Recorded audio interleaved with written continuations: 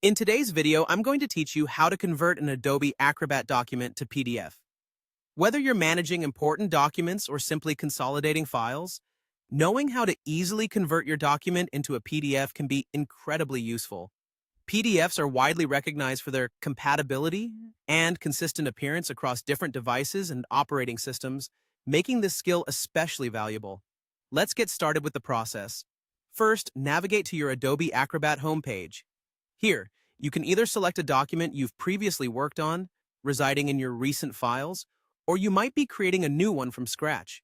If you're choosing a file from your list of recent documents, remember that these files may sometimes be in JPEG format or another format that you want to convert into a PDF.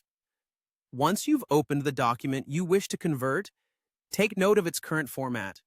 Your goal in this step is to ensure that the document is properly loaded because the next steps will require full access to the file. With the document displayed on your screen, direct your attention to the Edit option.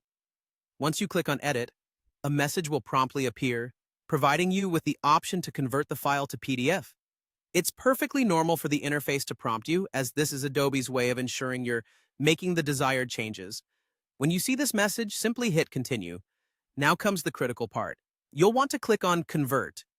This action will automatically instruct Adobe Acrobat to transform your document into a PDF file.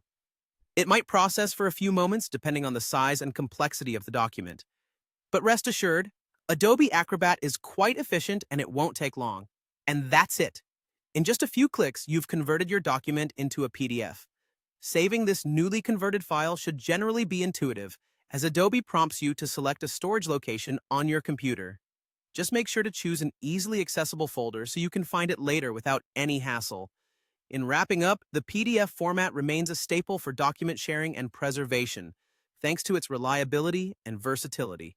Converting documents with Adobe Acrobat is a straightforward process, as we've seen today, and it's invaluable for both professional and personal use.